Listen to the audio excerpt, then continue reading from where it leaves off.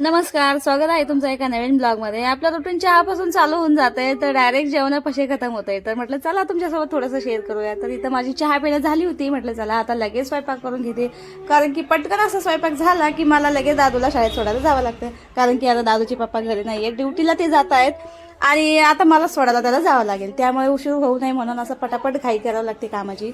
तर माझं पीठ मळून झालं, लगेच पोळ्या टाकून घेत होते. म्हटलं चला आता पोळ्या टाकून येते. आणि दादूचं काहीतरी मध्ये मध्ये मध्ये मध्ये चालू असतं माझ्यापाशी, बरं का. दुसरं काही नाही, पैसे मागायचं काम चालू असतं. मला दे 10, मला दे 5 असं चालू असतं त्याचं दुकानात जायसाठी. दुकान आमच्या एकदम जवळच आहे, त्यामुळे असा येड्यावानी करत असतो तो.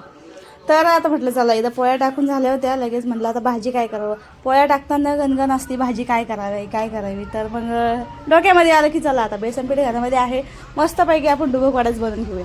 तर मला त्याचीच भाजी बनवायची होती.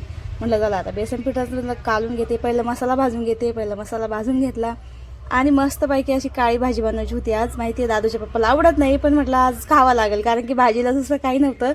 तर म्हटलं आता डुबक वड्याचीच भाजी बनवूया. आणि ती काळीच बनत असती, लाल बी बनत असती, पण ती काळी छान लागते. तर इथं बेसन पीठ लगेच कालून घेतलं, मसालाही भाजून घेतला. म्हटलं चला आता लगे पटकन भाजी बनवून घेते. आणि आज खूप लवकरच माझं काम झालं होतं, कारण की लवकरच उठले होते मी, त्यामुळेच लवकर काम झालं. तर इथं लगेच भाजी कडून झाली होती. म्हटलं चला आता याच्यामध्ये असं मस्त वडे सोडून देऊया.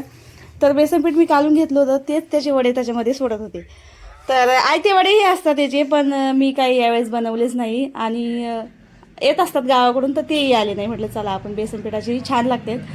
तर इथं भाजी काढूस तर भांडे घासत होते. म्हटलं चला भांडे घासून घेते. इतकी छोटी जागा आहे ना भांडे घासायला, तिथं अजिबात जमत नाही. पण आता काय करावं, जे भाड्याने राहतात ना त्यांना खूप समजतंय की कसं आहे म्हणून. खूप काही गोष्टी आम्हाला ॲडजस्ट कराव्या लागतात भाड्याच्या घरामध्ये. तर माझे कपडेही तुम्हाला खूप व्हिडिओमध्ये बघितले असतील की घरामध्ये कपडे असतात या साईडला, तर बाहेर टाकायला जागाच नाही आहे. त्यामुळे मी घरातच वॉशिंग मशीनमधून कपडे काढून घेतले की घरातच टाकत असते. तर असे काही गोष्टी आहेत, ती सगळ्या आम्हाला ॲडजस्ट करावं लागतात. आणि जे भाड्याने राहतात ना त्यांना खूप कळून जाते की कसं आहे म्हणून भाड्याच्या घरामध्ये.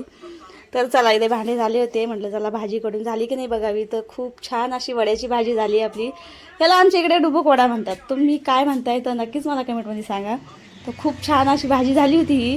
आणि आता जेवण तुम्हाला तर माहिती आहे, एवढे सकाळी माझं जेवण नसतंय. दादूला शाळेत सोडलं, दीदीला घेऊन आले की तेव्हा मी जेवत असते. तर इथे काही हरभऱ्याच्या घाट्या मी काल सोलून ठेवल्या होत्या, तर त्याच खात बसले होते. म्हणलं चला अर्धा घंटा आहे आपल्याजवळ अजून. तर दादू आणि मी तेच खात बसले होते. सगळं आता उरकून झालं होतं आणि आता मला निघायचं होतं शाळेत. तर चला भेटूया पुढच्या व्हिडिओमध्ये. आवडला असेल तर नक्कीच लाईक आणि सबस्क्राईब करा. बाय.